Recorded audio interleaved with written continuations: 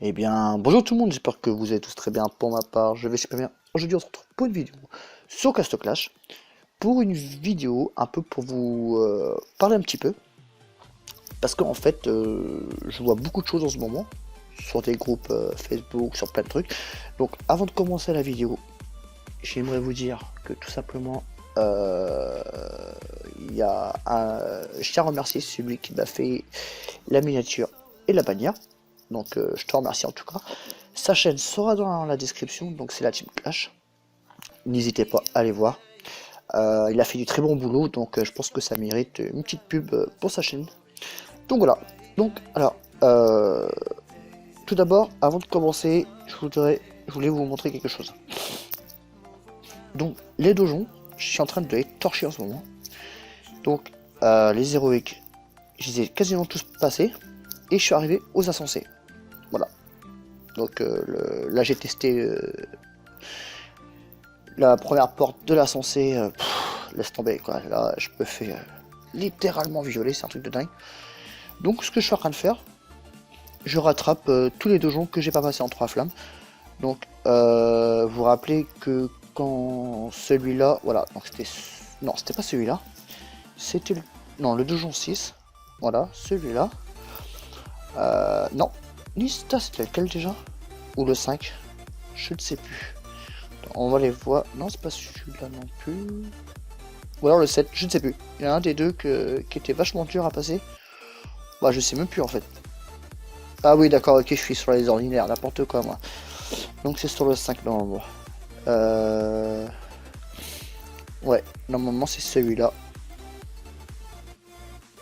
Alors, on va voir. Voilà, c'est celui-là. Je l'ai passé en 3 flammes tout à l'heure. Nickel. Donc d'ailleurs, tiens, on va aller faire une petite attaque. J'ai envie de faire une petite attaque. Alors,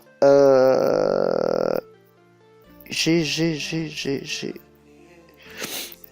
Donc en fait, en même temps, je vais faire mon attaque de donjon. Mais en même temps, je voulais vous parler un peu des îles de l'AF3. Pourquoi? Parce que beaucoup, quand ils touchent le premier Vita 5, il y en a beaucoup qui disent oui, il faut le mettre à bélier. Après, vous faites ce que vous voulez, hein. Mais c'est pas obligatoire. Le mieux pour moi, c'est de le mettre à votre cupide. Pourquoi?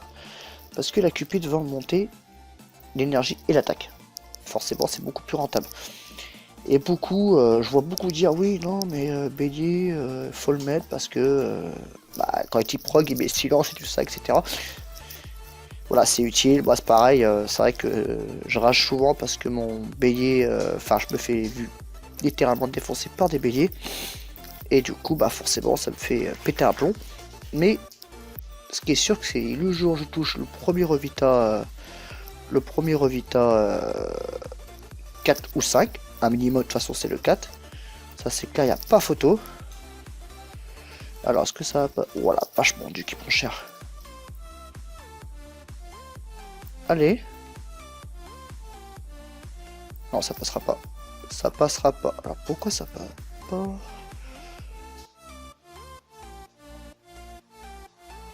Bon bah, donc le premier Revita, moi je vous conseille clairement, c'est de le mettre à votre cupide. Ça c'est clair, ça va vous aider par la suite. Et donc hop, on va quitter, ça sert à rien. Là j'ai mal géré mon truc, moi c'est pas grave. Ça va vous aider par la suite, ça c'est clair et net. De toute façon il vous faut du Revita 4 minimum, c'est le strict minimum. Parce que dans les îles de F3 il faut quoi? Il faut des héros à DPS, comme le roi, le mage et le Grizzly Faucheur. Voilà, donc c'est le minimum. Enfin minimum, vous pouvez faire d'autres compos, hein. Ça c'est clair, il y a plein de possibilités possibles. Mais le mieux c'est ça parce que nous dans la guilde ils sont en train de faire des îles de F3 en ce moment. Et Kenya qui elle a touché un Revita 5 il n'y a pas très longtemps. Et elle a mis à sa cupide. Et elle a vraiment bien fait parce que finalement maintenant elle arrive à faire des îles de F3 et ça paye. Quand on voit les récompenses qu'on a à l'intérieur, c'est pas négligeable du tout, hein. Franchement, quand on voit qu'on touche des fragments, des livres XP, des cartes talents, plein de trucs comme ça, franchement ça donne envie, hein.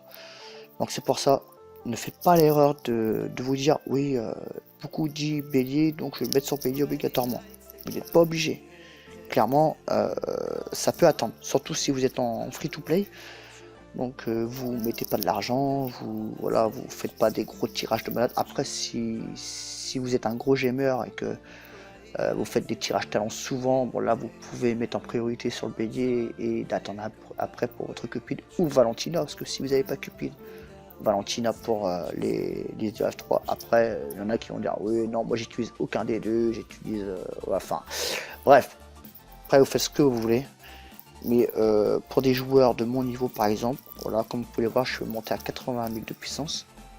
Dans la dernière vidéo, je crois que j'étais à 75 000 ou 76 000, je ne sais plus. Parce que moi, là, ce qui va se passer, c'est que là, bientôt, je vais monter mon golem. Hop là. Je vais monter mon golem 200, vu que j'ai un éclairé 4 sur 5, pour avoir pas mal de livres. Après, avec les livres, je vais évoluer Barbe Blanche et Cupid. Donc ça, ce sont les héros primordiaux pour moi à évoluer déjà.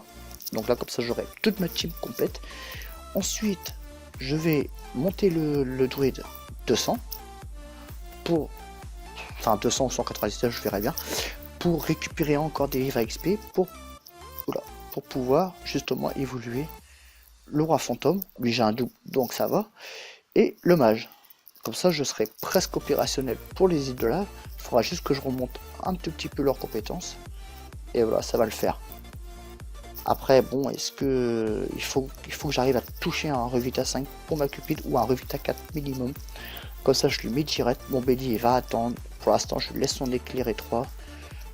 Il va attendre, clairement. Même si c'est vrai que c'est très tentant de lui mettre quand même. Parce que je me dis que, voilà, pour les arènes, pour les machins. Mais c'est pas les arènes qui va faire votre évolution.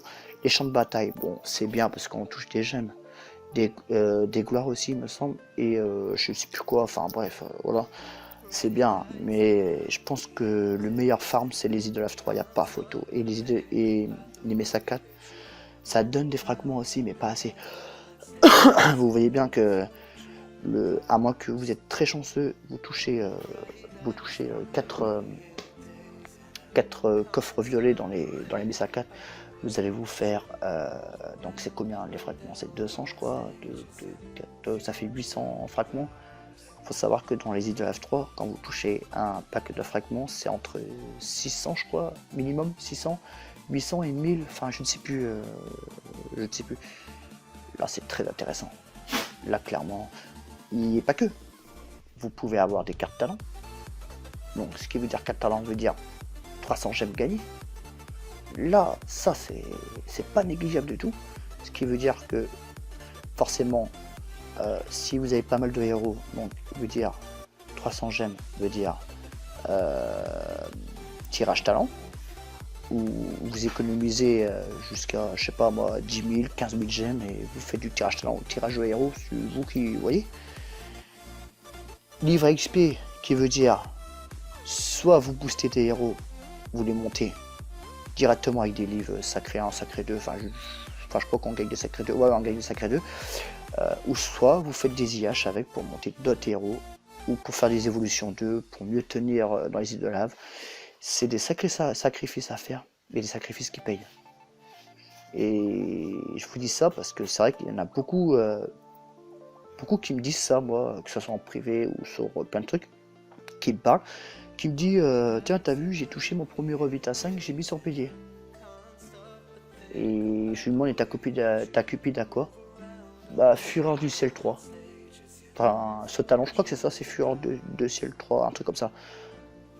D'accord. Mais pendant ce temps-là, le gars il a 120 000 de puissance ou 115 000, oh, je sais plus combien il a, ou 110 000 je ne sais plus, il est toujours dans les Mesa 4. Donc c'est pour ça. Faut pouvoir faire des sacrifices parfois pour pouvoir évoluer mieux par la suite. Pour mieux évoluer par la suite. Voilà. Donc c'est tout ce que j'avais à dire. Après, vous faites ce que vous voulez, hein. Clairement c'est votre compte. Moi je vais pas vous mettre le couteau sous la gorge et vous dire ouais non vous faites ça. Ça c'est clair. Donc voilà, c'est vous qui voyez. Vous faites ce que vous voulez. C'est... Voilà. toute façon, je peux rien vous dire de plus ou de moins. C'est... Donc voilà, donc au passage... Alors... Comment je suis arrivé aux insensés? Parce qu'il y en a plein qui vont peut-être me le dire probablement. Mais attends, t'étais au dojon 8... 8-4 ou... Non, 8-5 et t'arrives aux insensés maintenant? Bah ouais, parce que tout simplement, Diabolique a touché un frappe létale. Je l'ai monté à 6 et il arrache des villages. Il arrache des villages quand il proc bien avec le frappe létale, il les arrache un truc de dingue. Donc voilà.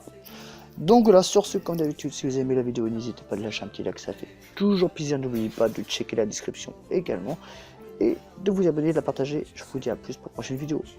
Bye tout le monde.